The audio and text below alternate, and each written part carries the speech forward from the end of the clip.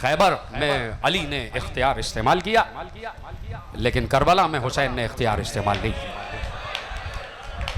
Karbala में अली ने इख्तियार इस्तेमाल करके उसकी किबरियाई जाहिर की, और हुसैन ने करबला में इख्तियार इस्तेमाल न करके उसकी किबरियाई जाहिर की। अली ने बताया वो कितना बड़ा साहिब इख्तियार है, और हुसैन ने बताया कि जो उसने कहा है ना, और कहने के बाद कहा है फतबारकल्लाहु अहसनुल खालिकीन, मैं इंसानों की खिलकत पर फख्र महसूस करता हूँ। तो हुसैन ने साबित किया अगर इंसान मुझ जैसा हो तो फिर अल्लाह फख्र करता है। तो एक इंसानी कुव्वत के आला मेराज पर जाकर हुसैन ने करबला को फतह किया। और ये पूरा मंजरनामा करबला सैयदा के घर में शुरू से देखा जा रहा था। कहाँ से करबला शुरू हुई, कहाँ से शुरू हुई? जहरा ने कहा बाबा मेरे बेटे को रोएगा कौन, बाबा मेरे बेटे को रोएगा कौन। करबला शुरू हो गया, करबला का आगाज हो गया। करबला तो आदम के दौर से है, कोई नबी ऐसा नहीं गुजरा कि जो करबला से गुजरा और अल्लाह ने उसको रोका ना हो कि रुको और देखो ये कौन सा मकाम, सुन के जाओ कि हुसैन पर क्या गुजरेगा। ये तो हुसैन है मेरे अजीजों, जिनको पता है कि अल्लाह इम्तिहान ले रहा है उम्मत का, और हम इस इम्तिहान का वसीला है और हमें इस इम्तिहान से गुजरना है। हुसैन 57 बरस के थे, 57 बरस गुजार चुके थे हुसैन, और फिर हुसैन इमाम भी थे, मासूम भी थे। तो हुसैन ने बर्दाश्त कर लिया कि बेटे के जिगर से बर्छी का फल कैसे खींचा जाए। हुसैन ने सब्र कर लिया कि एक दूल्हा की लाश को कैसे समेटा जाता है। हुसैन ने सब्र कर लिया कि परवरदिगार तेरे होने को मनवाना है। तो शीर खार गोद में दम तोड़ रहा था, अली असगर के गले से तीर से शोभा पार हो रहा था, और हुसैन शुक्र अदा कर रहे थे। 57 बरस के थे ना, लेकिन मुस्लिम के बच्चे तो 57 बरस के नहीं थे। 8 और 9 बरस के 2 बच्चे उसी मंजिले यकीन पर फायज के जहां हुसैन और अब्बास फायज थे। हर मकाम पर कहते जाते थे हाँ शायद यही लिखा हुआ है कि हमें अपनी माँ से बिछड़ कर जान देना है, हमें अपने बाबा से बिछड़ कर जान देना है। बच्चे 8 और 9 बरस, 5 औलादें मुस्लिम ने अकील की, 1 बेटी 4 बेटे, 2 बेटे जुड़वा, और ये 2 बेटे 8 और 9 बरस के। वो दोनों इनसे मुसिन थे। किताबों ने लिखा, तहकीक आपके हवाले करना नहीं चाहता, यह मिंबर तहकीक बयान करने के लिए नहीं, लेकिन एक लफ्ज अदा करता। ये लोगों ने लिखा, कहीं लिखा गया, शेख सदूक ने भी लिखा कि औलाद जाफर तैयार में से थे। लोगों ने कहा कि जाफर तैयार की औलाद हो ही नहीं सकते थे, लेकिन किसी ने लिखा कि इन बच्चों की माँ जाफर तैयार की बेटी थी। 2 और 3 बच्चों की माँ हजरत अब्बास की बहन अली की बेटी, और इन बच्चों की माँ भी हाशमी। सिर्फ तहकीक बयान कर रहा हूँ, ये इसी घराने के बच्चे हैं। माँ ने बड़े नाजों से पाला है। 8 और 9 बरस के बच्चे, माँ कैसे जुदा करे। लेकिन बच्चों ने बाप का दामन थाम लिया, बाबा हम भी साथ जाएंगे, अम्मा इजाजत। मुस्लिम कह रहे थे बच्चों तुम माँ के साथ रहो। बच्चों ने अब मुस्लिम का नहीं, माँ का दामन पकड़ लिया। अम्मा दिल चाहता है बाबा के साथ जाएं। बाबा के सीने से लिपट गए, माँ आगे बढ़ गई, बच्चों को सीने से लगा लिया, कहा बच्चों जाओ। लेकिन एक जुमला कहा, मेरे वाली खुदा हाफिज, आप आका की सिफारत की मंजिल पर जा रहे हैं। आका मेरे वाली, मेरे सरताज, मैं आपसे कुछ नहीं कहती, बस ये चाहती हूँ मेरे बच्चों का ख्याल रखिएगा, मेरे बच्चों का ख्याल रखिएगा। ये अजीब जुमला था। मैं एक जुमला कहने में हक बजाने वो कि जिस वक्त रसूल ने जहरा का हाथ अली के हाथ में दिया था ना, जब अक़्द हो रहा था जहरा का अली से, तो रसूल ने सिर्फ एक बात कही थी, या अली ये जहरा मेरी अमानत है, अजरको मदल्लाह, ये जहरा मेरी अमानत है। और यही कहा था अली ने कि जहरा जब रसूल के पास जाना तो मेरा शिकवा न करना, इसलिए कि आपको अपनी अमानत कह के मेरे हवाले किया था। अब आपकी आवाज़ गिरिया बुलंद हो जाए। जहरा को अली के हवाले किया रसूल ने ये कह के कि ये मेरी अमानत है, और जैनब के हवाले सकीना को हुसैन ने ये कह के किया, जैनब ये मेरी अमानत, जैनब ये मेरी अमानत। और यहां दोनों बच्चे मुस्लिम के हवाले करके कहा, ऐ मेरे वाली मेरे बच्चों का ख्याल रखिए, मेरे बच्चे नाजों से पले हैं, या मेरे पहलू में सोचे, इनके ग़िज़ा का इनके पानी का ख्याल रखिए।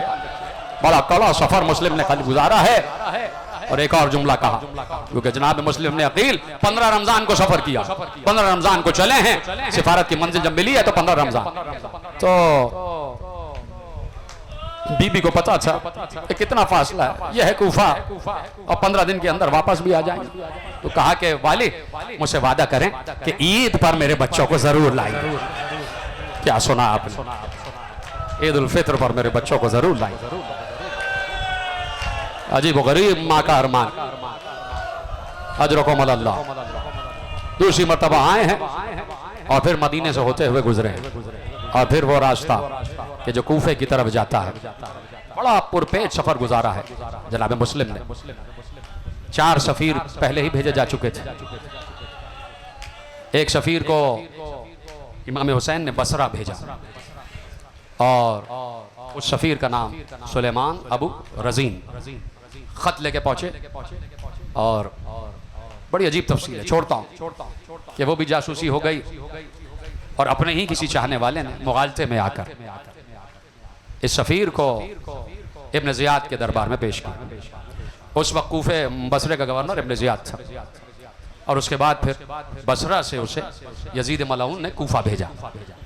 इब्न ज़ियाद के हवाले किया, इब्न ज़ियाद ने वहीं पर सर को तन से जुदा करवा दिया। एक और सफ़ीर भेजा कैस इब्न मुसहर सैदावी, उसे भी रास्ते में कत्ल कर दिया गया। एक और सफ़ीर, उसे भी रास्ते में कत्ल। ये मुस्लिम थे जो पहुँचे हैं, साथ में बच्चे हैं। बच्चे बाबा को देख देख कर खुश होते हैं, हमारा बाबा इस मंजिल पर है कि कायनात के आका का सफ़ीर है, और उसके पास दस्ते खुदा से लिखा हुआ ख़त है, यदुल्लाह के हाथों से लिखा हुआ ख़त है, और सिफारत की मंजिल पर है, और रिसालत की मंजिल पर है। रिसालत इस्तिलाही मानों में कह रहे हैं, नहीं लुगत के मानों में, कि कोई आपका सफ़ीर बन के चला जाए। अजरकुम अल्लाह। मैं इसलिए रुक रुक कर पढ़ रहा हूँ ताकि तफसील आपके हवाले हो जाए। पहुँचे हैं, 18,000 खतूत तो पहले पहुँच चुके थे, मुसलसल खतूत आ रहे थे। हुसैन इब्न अली ने भेजा ही इसलिए था कि जाओ मुस्लिम खतूत आ रहे हैं, देख के आओ कि कूफे की फ़ज़ा साजगार है, कूफे की फ़ज़ा साजगार है। ये देखने गए, वहाँ गए तो बहुत से लोगों ने फ़ौरन ही मुस्लिम के हाथ पर बैयत कर ली। एक मुगालता है कि जिसे ख़त्म होना चाहिए, कि खतूत में ये भी लिखा गया था कि मौला आप हमारी तरफ आ जाइए, हमारा कोई इमाम नहीं है। इसका मतलब है, आप सोच लीजिए कि खतूत लिखे किन्होंने थे। अगर शियों ने लिखे होते तो शियों का इमाम तो हुसैन था। समझे आप हमारी तरफ आइए इसलिए कि हमारा कोई इमाम नहीं। देख रहे हैं किसने खतूत लिखे, किन्होंने खतूत लिखे। कूफी ला यूफी तो कह दिया जाता, लेकिन कूफे के जो असल रहने वाले थे वो अली के चाहने वाले थे।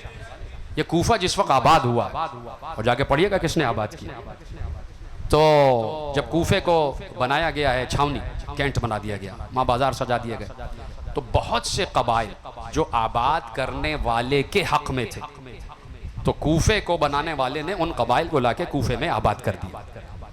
दूसरे दौर में ये कूफा आबाद, समझ गए आप।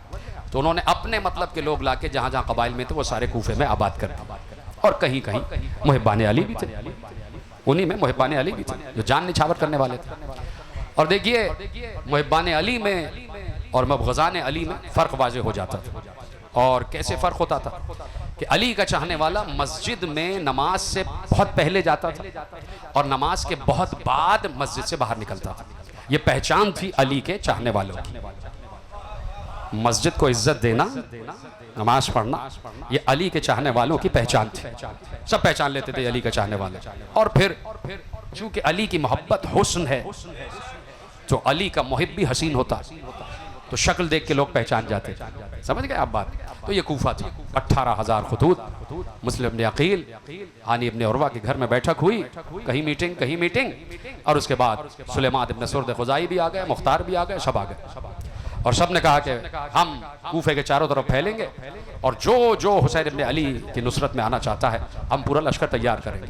मुख्तार भी चले गए, सुलेमान भी चले गए, और जो मुस्लिम ने जिनको नामजद किया था वो सब गए कूफे के चारों तरफ, ताकि एक फिजा साजगार कर ली जाए कि हुसैन को बुलाया है, हुसैन आने वाले हैं। सोचो कि ऐलान हो जाए कि हुसैन आने वाले, तो शियों के दिल कितने पुरबहार हो रहे हों।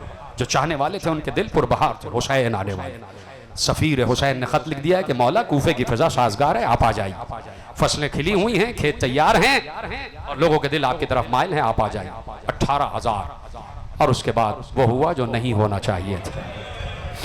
वहां से यजीद ने मशवरा किया कि क्या करना चाहिए। इत्तला पहुंची कि मुस्लिम कूफे आ गए और मुस्लिम ने बैत लेना शुरू कर दिए। 18 से 20,000 लोग मुस्लिम की बैत कर चुके, और हुसैन ने रख्त सफर बांध लिया और हुसैन कूफे आने वाले हैं और इनकलाब बर्पा होने वाला। और ये बातें बसरा तक भी पहुंच रही हैं और ये दोनों शहर तेरे हाथ से निकल जाए। क्या करूं? तो यजीद का एक गुलाम था मलऊन सरजौन ने कहा कि वो जो बसरे में बैठा है इब्न ज़ियाद, वो इस मामले में बड़ा कातिल है, उसने पहले भी बहुत कत्ले आम किया है शियाने हैदर कर्रार, वो आपका काम कर सकता है।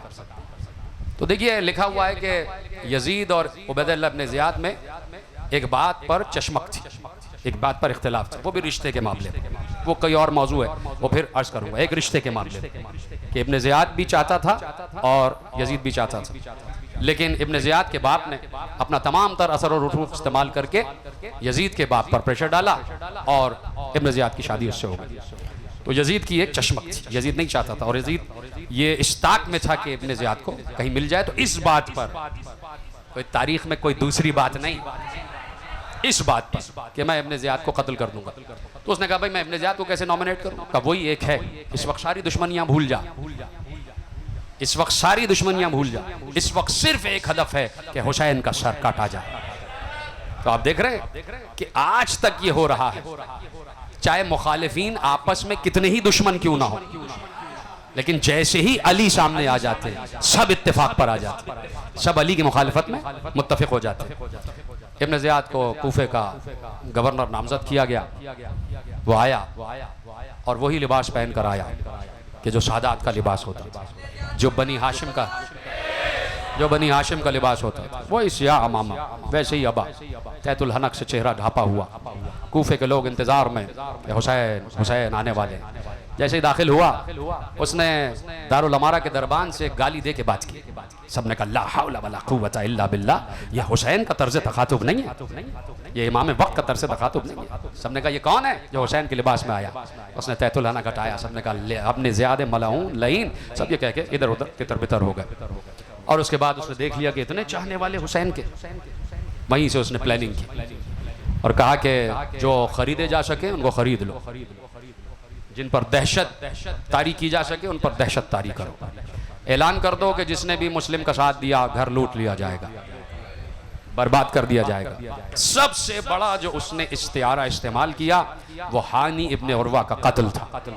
हानी इब्न उरवा अपने कबीले का वो सरदार था कि जब सरदार बाहर निकलता था तो बड़ी शान से, और उसके साथ उसकी कौम के 4000 सिपाही होते थे जब भी हानी बाहर निकलते थे।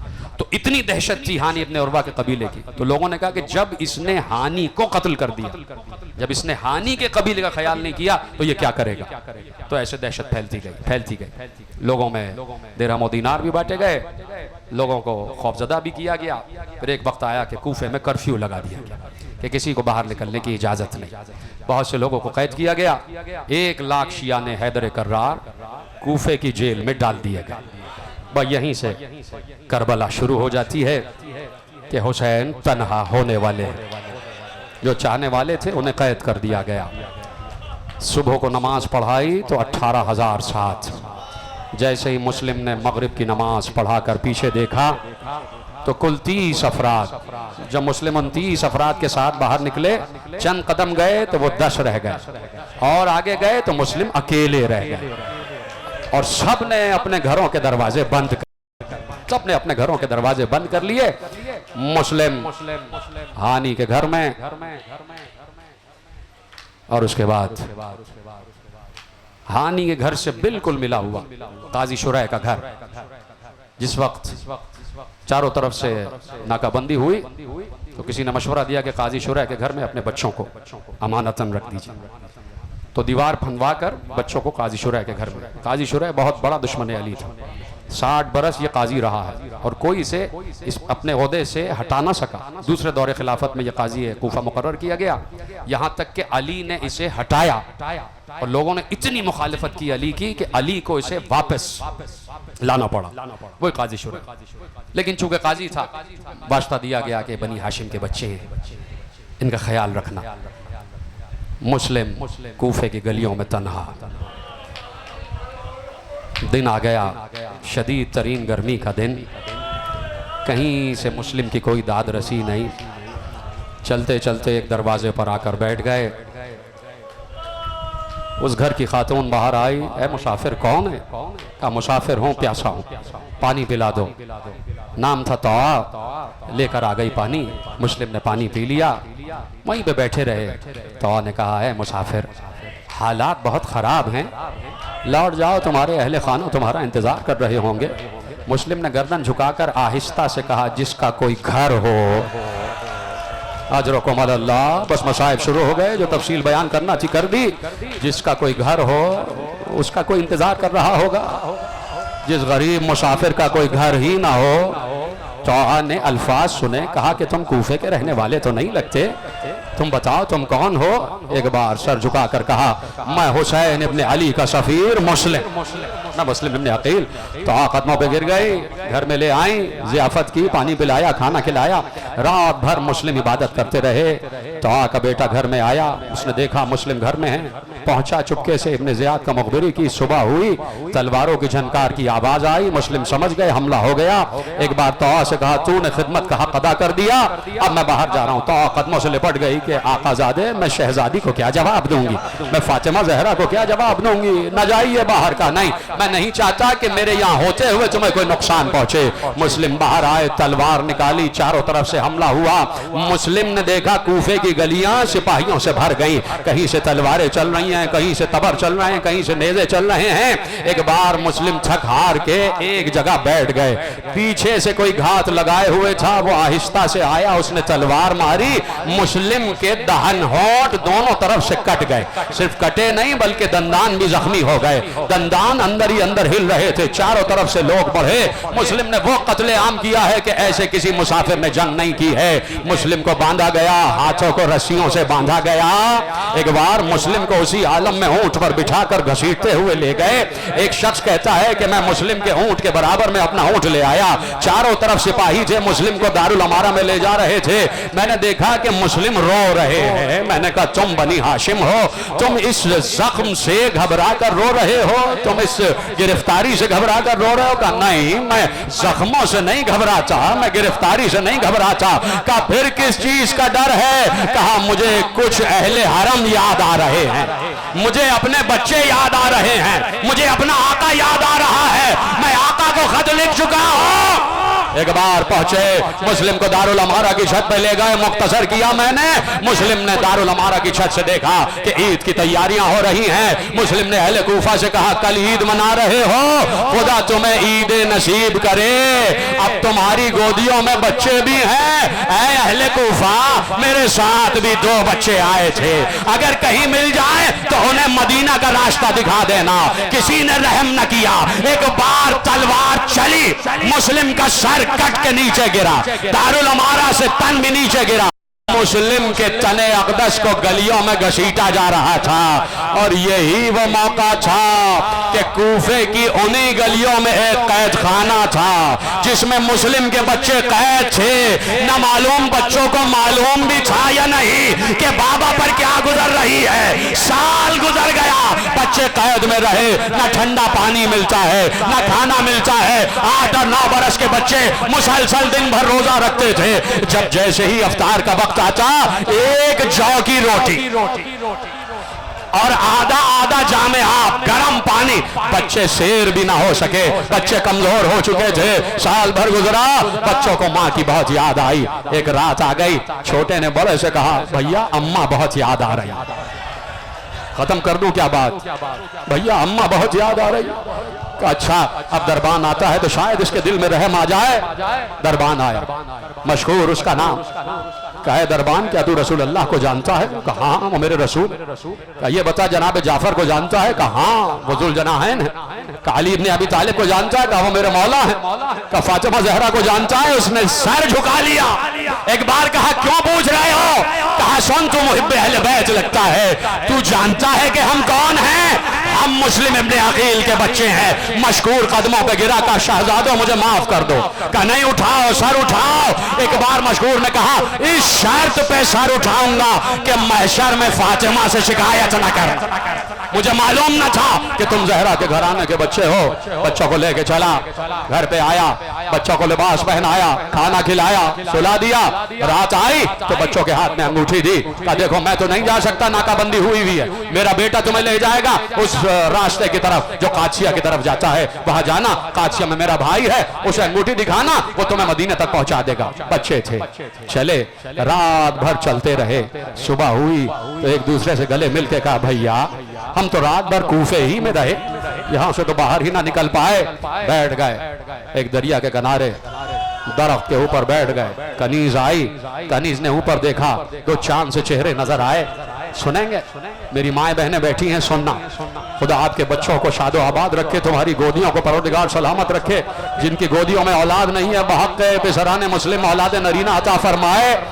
बच्चों ने कभी प्यार भरा लहजा नहीं सुना था।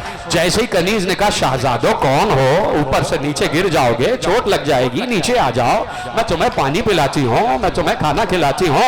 1 साल के बाद बच्चों ने प्यार भरा लहजा सुना।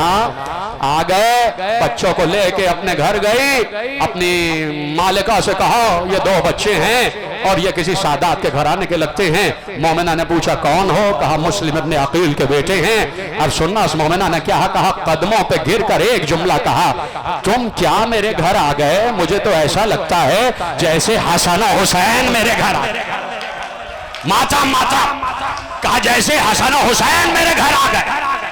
रात भर मोमिना ने खिदमत की, निस्फ शब आई, उसका दामाद घर में आया। जैसे ही बच्चों की आवाज कान में आई, अंधेरी रात में टटोलता हुआ आगे बढ़ा।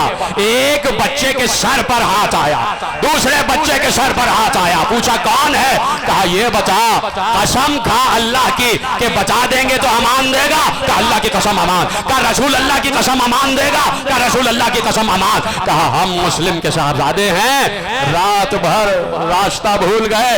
एक बार कहता है कि मैं 3 दिन हो गया तुम्हारी तलाश में हूं, इसी तलाश में मेरा घोड़ा भी मर गया। 2000 दिरहम का हाकिम ने वादा किया है। दोनों बच्चों को पकड़ के शहर में लाया, लेकिन रिवायत लिखनाने वालों ने रिवायत लिखी कि बच्चों को कैसे शहर में लाया। दोनों बच्चों को बालों से पकड़ा, जमीन पर घसीटता हुआ आया, बीच सुतून से दोनों बच्चों को बांधा। बांधने के बाद कभी मोहम्मद के रुखसार पर तमाचा, कभी इब्राहिम के रुखसार पर तमाचा। सुबह हुई, दरिया के किनारे लेकर चला, कहा दोनों के सर काटूंगा। बहुत तेजी से आगे बढ़ रहा हूं, मुझे आखिरी रिवायत का लफ्ज पढ़ने देना, इसलिए रोका है कि बहुत तेजी से रिवायत आगे बढ़ूंगा। लेकिन जब मैं कहूंगा दोनों ताबूत बरामद हो जाएंगे। और तुम्हें कसम है चादर जहरा की कि हर लब पर हाय की आवाज आनी चाहिए, हर सीने पर हाथ बुलंद होते हुए नजर आए जब मैं आखिरी जुमला कह दूं और ताबूत बरामद हो जाए। दोनों बच्चों को लेकर चला। कहे हो ना मुसैयब, जैसे ही दरवाजे के बाहर जाते हो सहन में एक बहुत बड़ी तस्वीर लगी हुई, पहुंच जाओ ना मुसैयब, तस्वीर लगी हुई है। उस पूरी तस्वीर में वही मंजर दिखाया गया कि मोहम्मद और इब्राहिम से कहता है दोनों के सर काटूंगा। मोहम्मद को उठाया, बालों से पकड़कर गर्दन को झुकाया, जैसे ही छुरी चलाना चाहता था। मैंने लफ्ज तलवार नहीं कहा, मैंने तलवार लफ्ज नहीं कहा, छुरी चलाना चाहता था। अरे जब गले नन्हे नन्हे से हो तो छुरी ही चलाई जाती है। मोहम्मद की गर्दन झुकाई, इब्राहिम ने गर्दन पे गर्दन रखकर कहा मेरे सामने मेरे भाई को न मार। मेरे सामने मेरे भाई को ना मार। इब्राहिम को धक्का दिया, इब्राहिम जमीन पर गिरे, मोहम्मद के गले को झुकाया, भाई को दिखा के भाई का गला काटा, गर्दन को वहीं रखा, तन को उठाया, दरिया में फेंका, पलटा। अब जो पलट कर आया तो सुनोगे इब्राहिम ने क्या कहा? का गला काट लेना, इजाजत दे दे कि अपने भाई के खून में अपने आप को रगड़ लो, अपने भाई के खून में गलता हो जाओ। इब्राहिम मोहम्मद के खून में गलता हुए, इब्राहिम की गर्दन को झुकाया, इब्राहिम का गला भी काटा, दोनों गर्दनें जमीन पे रखी, तने इब्राहिम को उठाया, दरिया के हवाले किया। दोनों तन दरिया पे रुके हुए थे। जैसे ही दोनों भाई के जिस्म मिले, दोनों बगलगीर हो गए, दरिया के तह में जिस्म बैठ गए। सरों को लेकर आया, सब सुना हुआ है ना, लेकिन जो रिवायत पढ़ने जा रहा हूं बहुत कम लोगों ने सुनी हो, लेकिन हवाले के साथ दोनों भाइयों के सरों को लेकर आया, दरबार में लाया। इब्न जियाद से बड़ा शातिर कोई था नहीं, कोई मलऊन था नहीं। उसने यही हुक्म दिया था कि बच्चों के सर लाए जाए तो 2000 का इनाम दूंगा। जब सर लाया तो एक बार तंजिया मुस्कुराहट से कहता, अरे ओ जालिम, किस माँ की गोद उजाड़ के आ गया, किस घर के बच्चे हैं, किस आगोश के पले हैं? का मुस्लिम के लफ्ते जिगर है। गर्दन काट के ले आया। शातिर था ना, चालाक था। अपने 2000 बचाने के लिए उसने कहा कि मैंने ये नहीं कहा था, मैंने कहा था गिरफ्तार करके लाना, तूने मेरी हुक्म अदूली की है। ये बता बच्चे क्या कह रहे थे? का बच्चों ने कहा 2 रकात नमाज पढ़ने दे। का तूने क्या कहा? का मैंने कहा अगर नमाज फायदा देगी तो पढ़ लो। का फिर क्या हुआ? का बच्चों ने नमाज पढ़ी। का फिर क्या हुआ? का नमाज खत्म। का फिर क्या हुआ? का बच्चों ने दुआ की कि परवरदिगार इसके और हमारे दरमियान जल्द फैसला कर। कले बच्चों की दुआ कबूल हो गई। हंसते हुए कहता, कलो बच्चों की दुआ कबूल हुई, जहां कोई है जो इस हारिस को वही मार दे जहां बच्चों को मारा गया। एक शख्स जो चाहने वाला था, मकातिल उसका नाम, हारिस को लेकर बढ़ा और बच्चों से कहता हुआ बड़ा, कूफे के बच्चों से कहता हुआ बड़ा, मारो इसे, पत्थर मारो, इसने बनी हाशिम पर जुल्म किया है। इसी आलम में पहुंचे, हारिस का गला काटा गया और गला काटने से पहले पूछने वाले ने पूछा कि ये कुछ निशानात हैं कि जो जमीन पर नजर आ रहे हैं, का ये निशान कैसे हैं? कहता है कि जब बच्चों के गले काट रहा था, बच्चे एड़ियां रगड़ रहे थे, बच्चे एड़ियां रगड़ रहे थे। मैंने अपने घर में रवायत पढ़ी थी और वहीं से आगे बढ़ रहा। उधर दरबार में इब्न जियाद ने कहा कोई है जो इन बच्चों के सरों को धुला के ले आए। एक चाहने वाला उठा। इब्न जियाद ने कहा मुझे पता है कि तेरे अंदर मोहब्बत अली है, तभी तू उठा है, जा ले जा, बच्चों के सरों को धुला कर ला। बच्चों के सरों को, कितने जालिम लोग हैं। हैरानी नहीं होनी चाहिए कि अगर आज कोई ऊंटनी के पांव काट देता है। ये वही तसलसल चला आ रहा। करबला सुन लेते तो कभी किसी पर जुल्म न करते, कभी किसी के हाथ पांव न काटते, वही तसलसल है। लेके गया, अपनी जौजा के हाथ में बच्चों के सर दिए। जौजा बच्चों के सर धुलाती जा रही है और कहती जा रही है, ऐ काश तुम्हारी माँ ने तुम्हें इस आलम में ना देखा हो, काश तुम्हारी माँ ने तुम्हें इस आलम में ना देखा हो। वो कहता है कि मैंने बच्चों के सरों को लिया, लेके चला, दरिया की तरफ आया। जिस जगह पे बच्चों के दोनों जिस्म डाल दिए गए थे, वहीं मैं सरों को लेकर खड़ा हुआ। दोनों जिस्म बाहर आए, दरिया की सतह पर आए। मैंने सरों को दरिया पे रखा, दोनों सर अपने जिस्मों से मुत्तसिल हुए। दोनों बच्चे फिर बगलगीर हुए। दरिया की सतह पे लाशा बैठ गया, दरिया की तह में लाशें बैठ गए। दिन पे दिन गुजरते गए, बच्चों के लाशें दरिया पे सफर करते गए, यहाँ तक के मुसैयब तक, इलाके मुसैयब तक वो लाशें पहुंच गए। मुसैयब कहता है, आखिरी जुमले तकरीर के, मुसैयब कहता है शाम आ गई, मैं अपनी जमीनों पर था, अपनी जमीनों को पानी दे रहा था, अपने जानवरों को पानी दे रहा था। सूरज गुरूब हुआ तो मुझे किसी बीबी के रोने की आवाज आई। कोई बीबी चीख चीख कर रो रही थी, कोई हाय कह रही थी, क्या मुझसे बर्दाश्त ना हुआ। मैं आवाज का पीछा करते हुए गया, मैंने देखा फुरात के किनारे एक नकाबपोश बीबी खड़ी है, उसके दाएं और बाएं 2 मर्द खड़े हैं। वो बीबी कभी बुलंद अमामत के मर्द के पास आती है और कहती है बाबा आपने देखा मेरे बच्चों के साथ क्या किया। उस बीबी ने एक बार हाथ बुलंद किए और कहा है फुरात हमारी अमानत को वापस कर। दोनों बच्चों के लाशें बाहर आए, एक को रसूल ने एक को अली ने। मुसैयब आगे बढ़ा, लाशों की कब्र खोदी।